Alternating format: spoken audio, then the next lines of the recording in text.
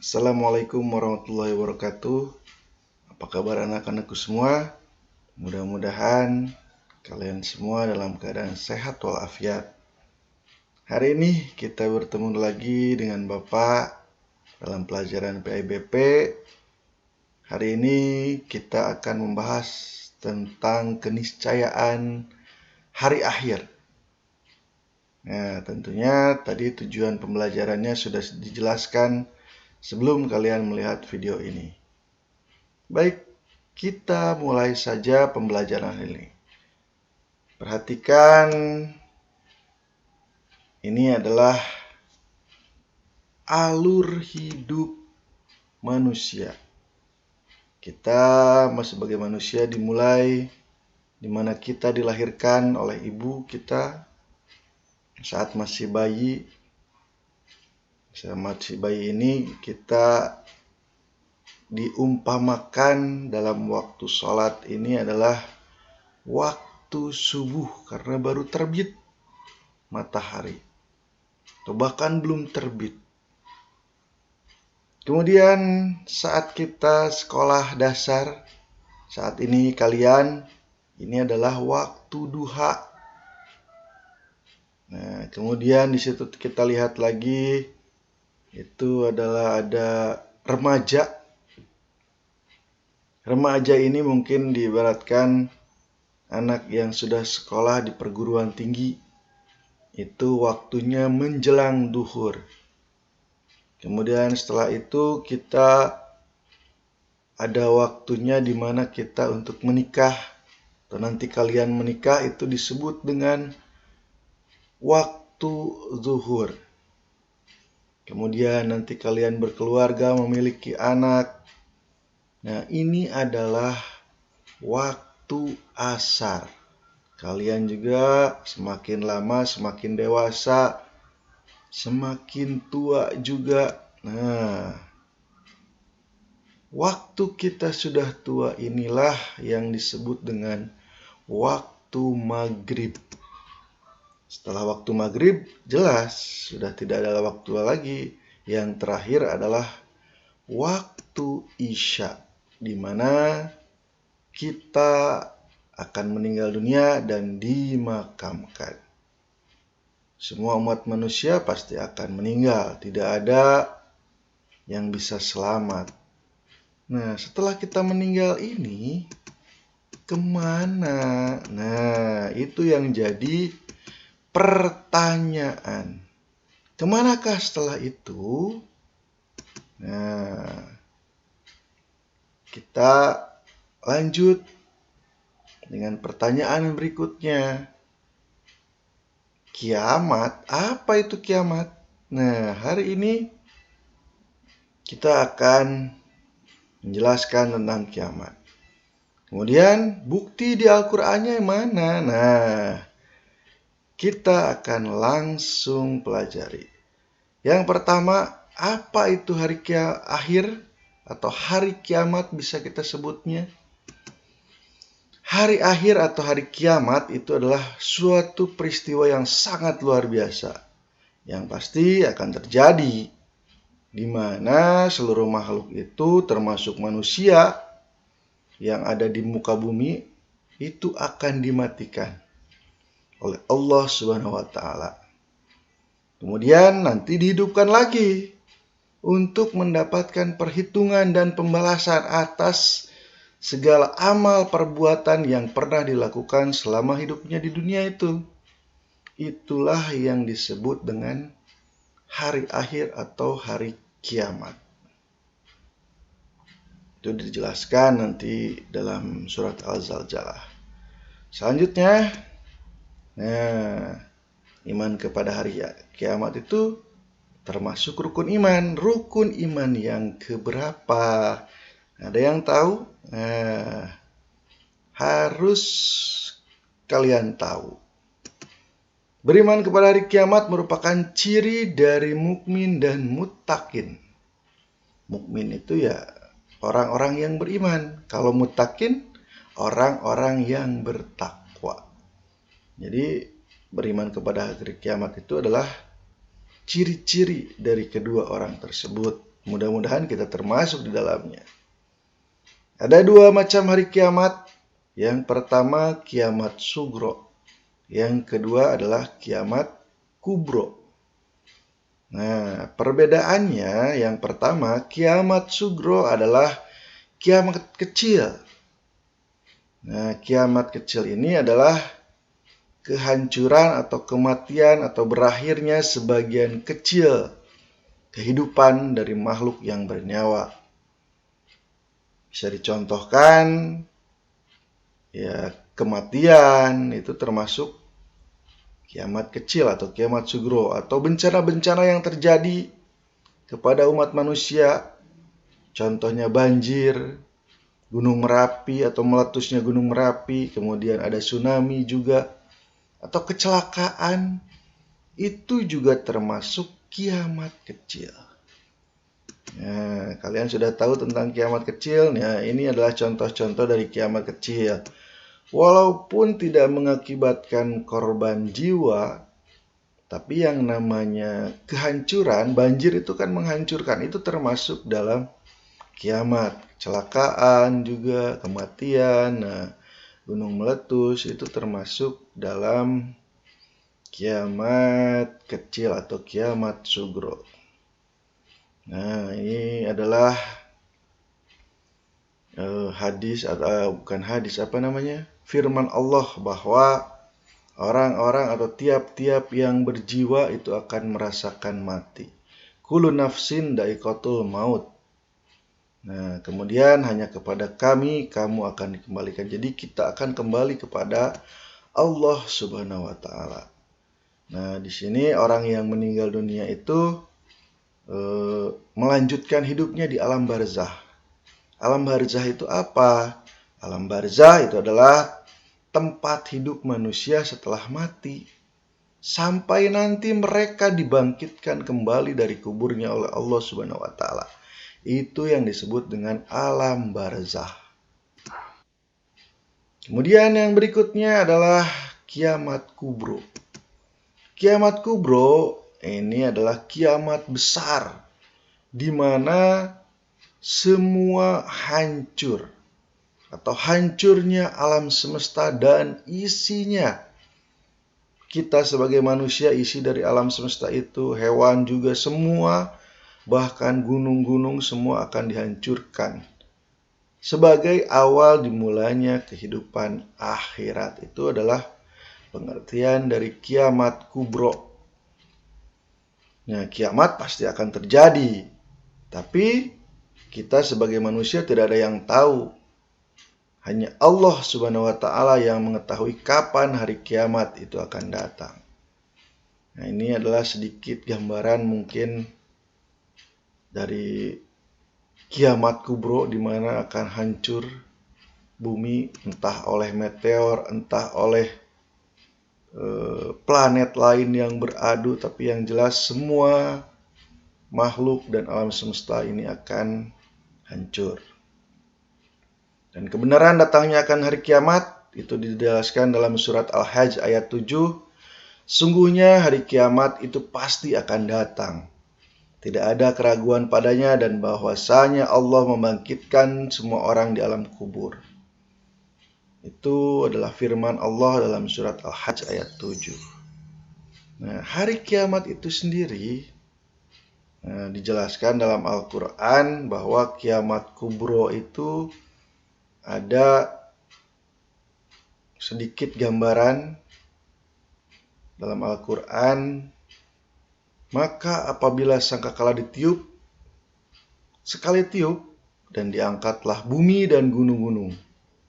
Lalu dibenturkan keduanya sekali bentur. Maka pada hari itu terjadilah hari kiamat. Dan terbelahlah langit. Karena pada hari itu langit menjadi lemah.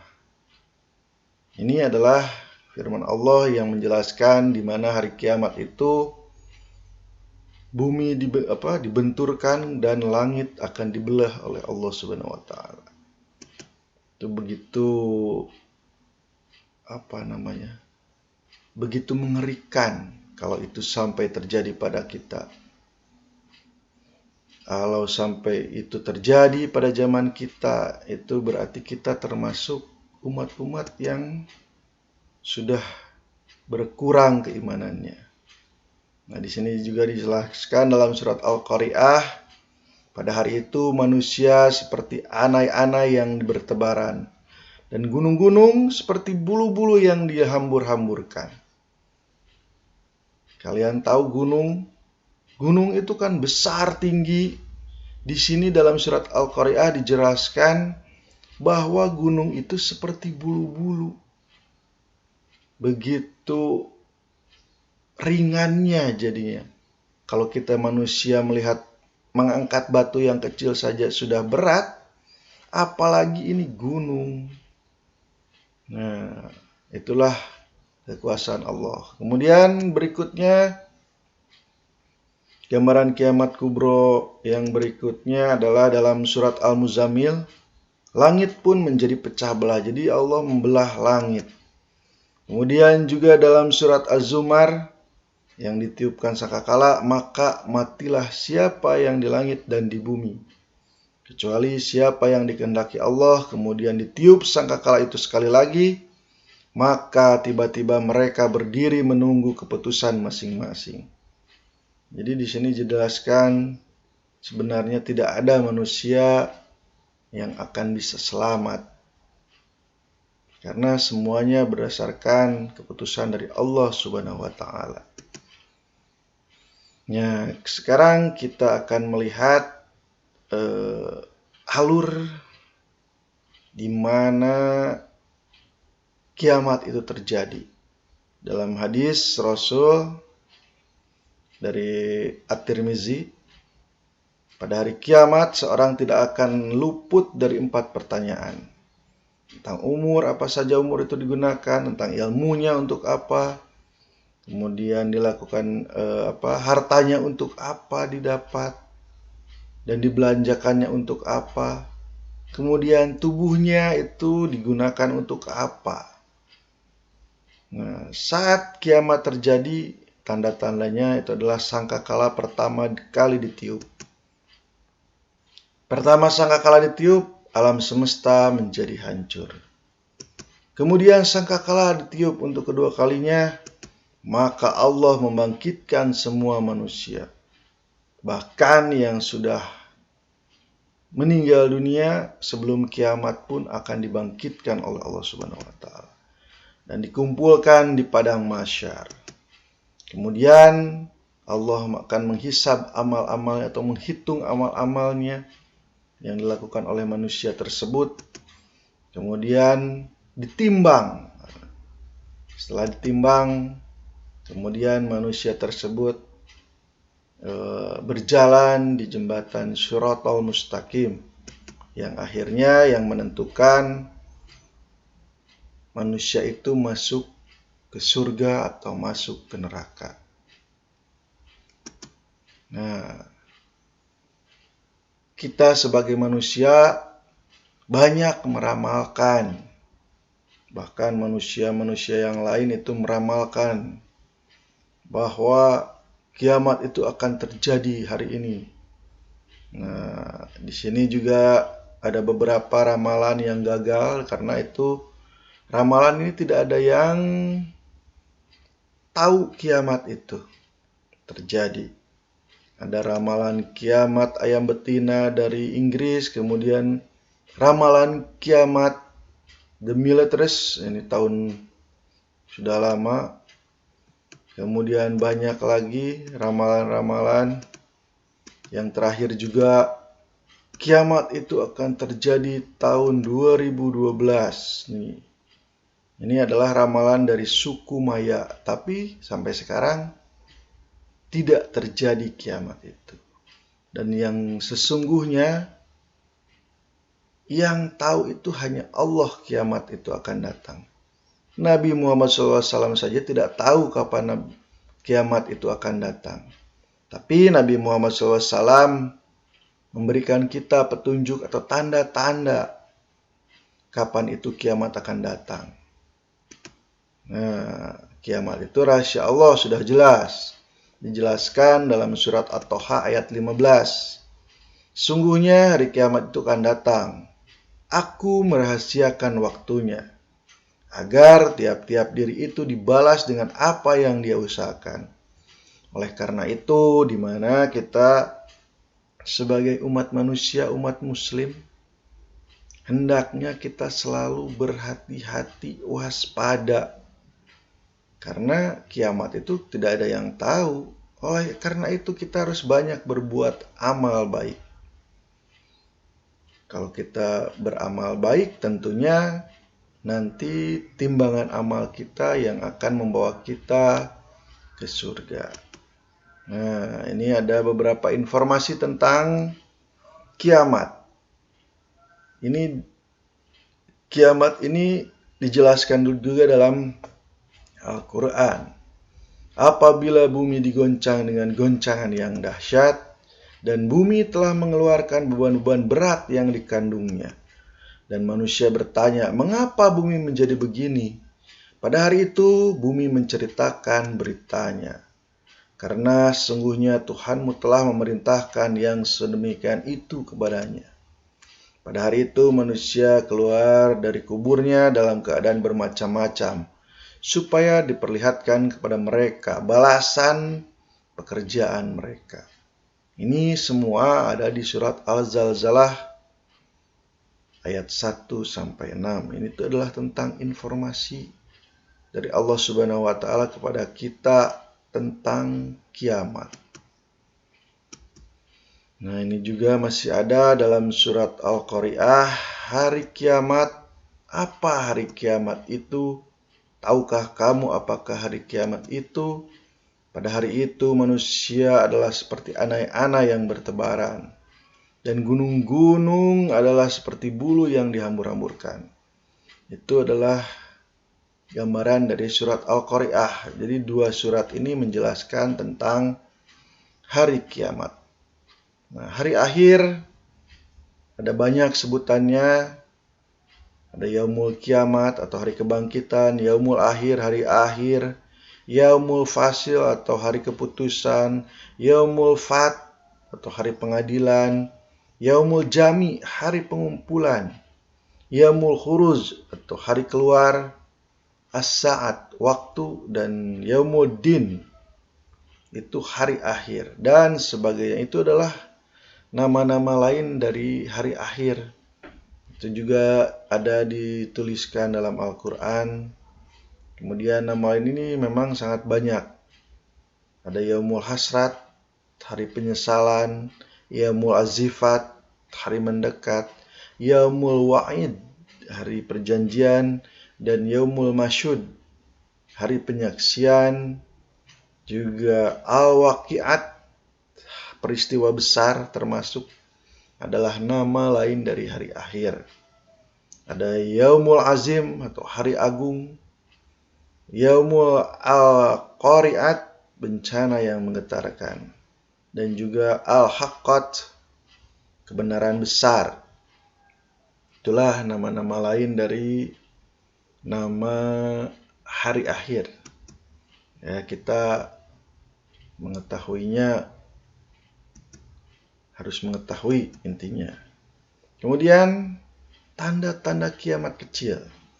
Melimpahnya harta benda, tidak mau menerima sedekah, kemudian munculnya nabi, orang-orang yang mengaku nabi, kurangnya sifat amanah, kemudian banyaknya pejabat yang dolim, perzinahan, minuman keras, obat-obat terlarang sekarang sudah mulai merajalela, kemudian masjid dibaguskan tapi isinya kosong. Nah, sekarang juga sudah mulai terjadi. Banyak orang-orang yang hanya membuat masjid yang indah tapi hanya untuk rekreasi. Yang sholat sedikit. Itu adalah tanda-tanda kiamat kecil. Kemudian ada orang yang berlomba-lomba mendirikan bangunan. Sekarang di mana-mana bangunan sudah banyak. Kemudian banyak pembunuhan, banyak kemusyrikan, kemudian merajalelanya sadisme, pemutusan silaturahmi juga. Jadi orang saling bermusuhan. Itu adalah tanda-tanda kiamat kecil juga. Kemudian orang tua yang berlaga seperti anak muda, padahal dia sudah tua tapi ingin terlihat seperti orang yang muda. Itu juga termasuk kiamat kecil. Ya, mungkin dengan operasi plastik itu juga sama, termasuk adalah tanda-tanda kiamat kecil. Merajalela riba dan juga kikir atau pelit, orang tidak mau berbagi, itu adalah tanda-tanda kiamat kecil. Kemudian mengucap salam hanya kepada orang yang dikenal saja. Nah, ini adalah tanda-tanda sebenarnya yang sudah mulai sering kita lihat. Ini adalah tanda-tanda kiamat kecil. Di antaranya lainnya adalah wanita yang berpakaian tapi telanjang. Maksudnya bagaimana? Wanita ini berpakaian tapi memperlihatkan auratnya. Itu adalah maksud dari wanita yang berpakaian tapi telanjang. Karena wanita ini auratnya itu sangat banyak. Oleh karena itu wanita dalam berpakaian hendaklah untuk berhati-hati. Kemudiannya banyaknya kebohongan dan informasi yang simpang siur. Ini juga sudah sering terjadi. Atau informasi yang hoax atau palsu atau tidak benar. Nah, ini adalah tanda-tanda dari kiamat kecil. Kemudian yang berikutnya adalah jumlah dari perempuan itu lebih banyak daripada laki-laki. Nah, silakan kalian lihat saja di kelas ini atau di sekolah ini. Perempuan itu pasti lebih banyak. Itu adalah salah satu tanda-tanda hari kiamat. Walaupun ini tandanya masih tanda kecil, tapi tetap kita harus tetap waspada. Nah, sekarang kalau tadi kiamat, tanda-tanda kiamat kecil, sekarang tanda-tanda kiamat yang besarnya, tanda besar kiamat. Yang pertama itu adalah datangnya bangsa Ya'juj Ma'juj. Kemudian Dabatul Ardi. Jadi ada binatang, muncul binatang yang aneh, ajaib, dapat berbicara kepada manusia. Kemudian munculnya Dajjal. Kemudian turunnya Imam Mahdi untuk membunuh Dajjal nanti. Kemudian turunnya Nabi Isa juga. Terbitnya matahari dari arah barat. Itu termasuk tanda besar kiamat. Itu sudah sangat dekat dengan kiamat. Lenyapnya Al-Quran dari mushaf dan hati manusia. Jadi kalau ada sudah mulai banyak orang yang tidak mencintai Al-Quran, itu adalah tanda-tanda besar kiamat. Oleh karena itu, kalau kita ingin menjauhkan hari kiamat, salah satunya kita harus mencintai Al-Quran. Kemudian rusaknya Ka'bah di kota Mekah, itu juga merupakan tanda kiamat. Kemudian ada dukhon, kabut selama 40 hari, di mana kabut ini yang akan mematikan semua orang yang beriman, sehingga mereka tidak perlu mengalami tanda-tanda kiamat lainnya. Jadi Allah memilih orang-orang yang beriman.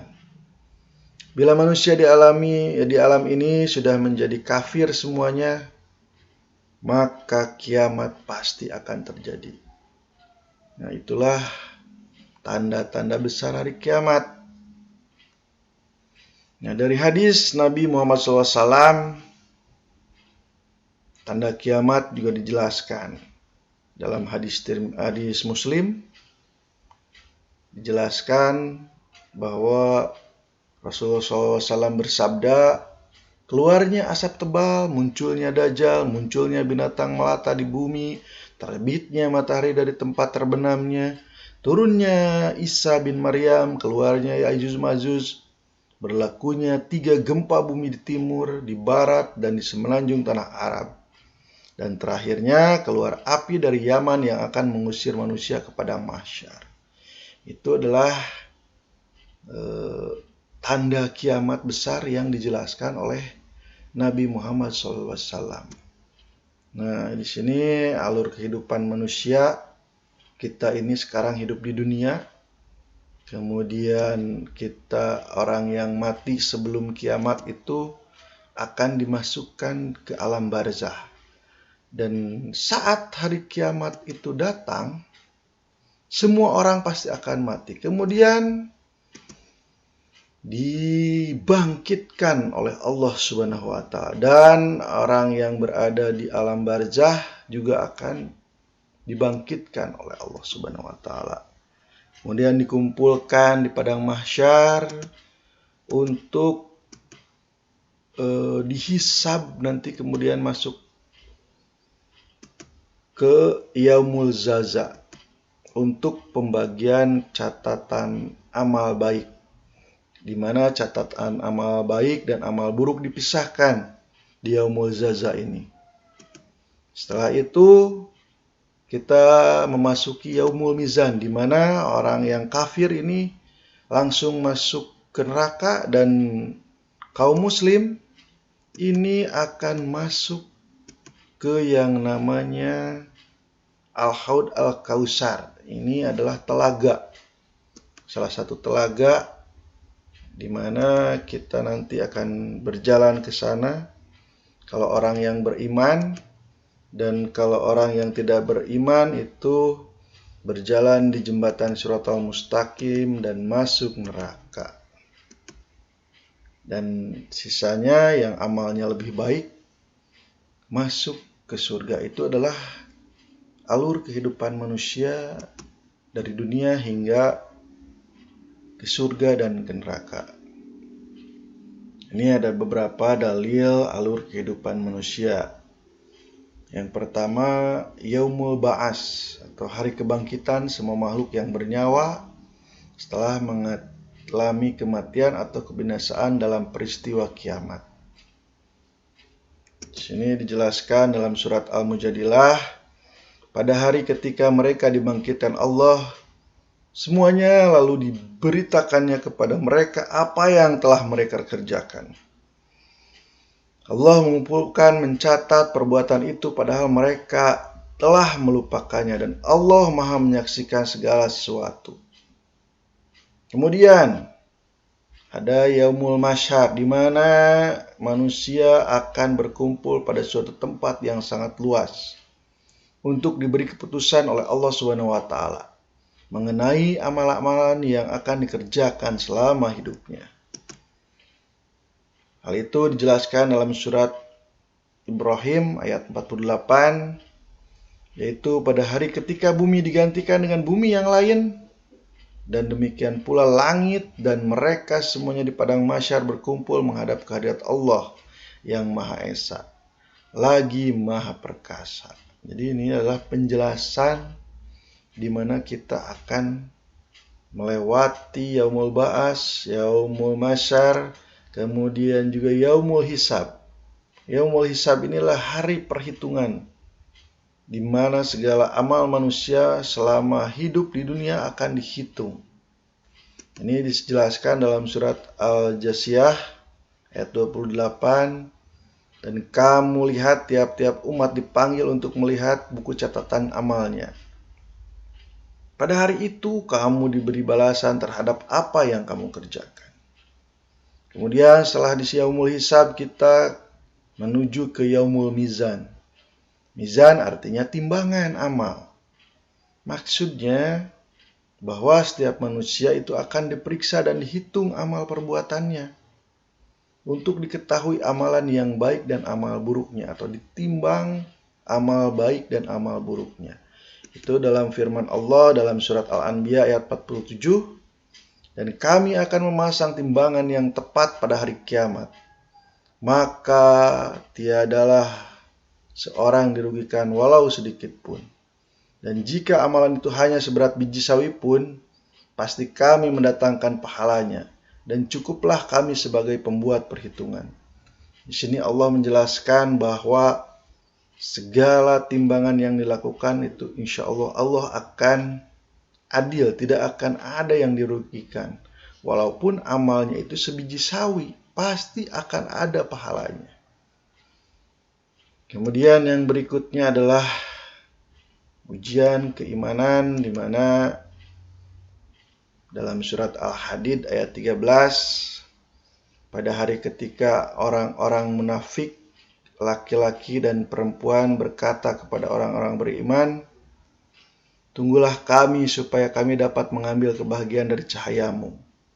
Dikatakan kepada mereka, "Kembalilah kamu ke belakang dan carilah sendiri cahaya untukmu." Lalu diadakan di antaranya mereka dinding yang mempunyai pintu.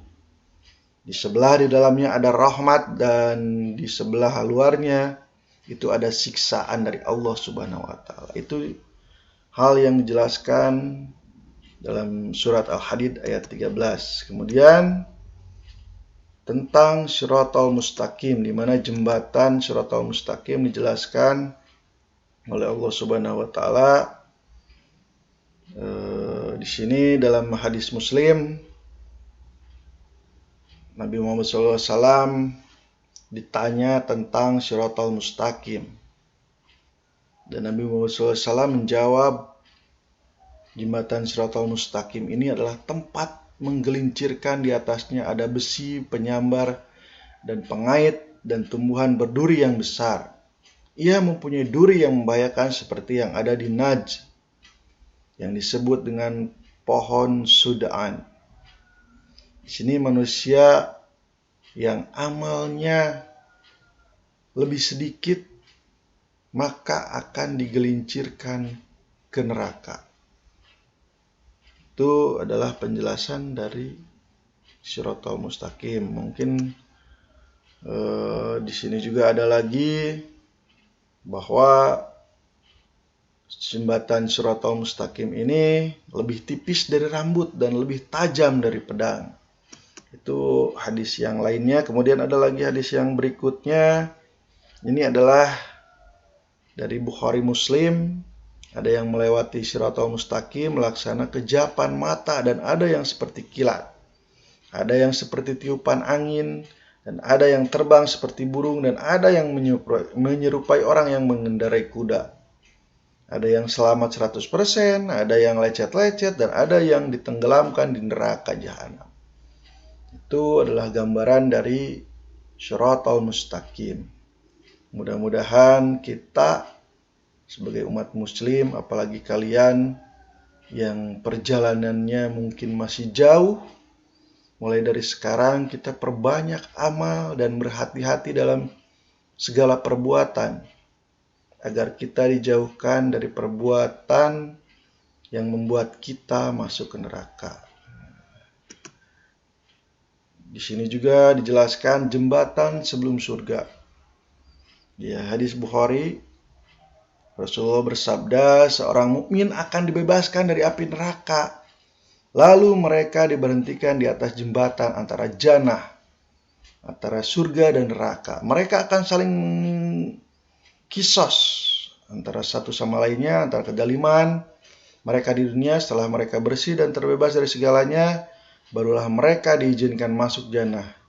Demi zat yang jiwanya Muhammad di tangannya, seorang di antara kalian lebih mengenal tempat tinggalnya dari jannah daripada tempat tinggalnya di dunia. Nah, ini adalah penjelasan tentang jembatan sebelum ke surga. Tadi jembatan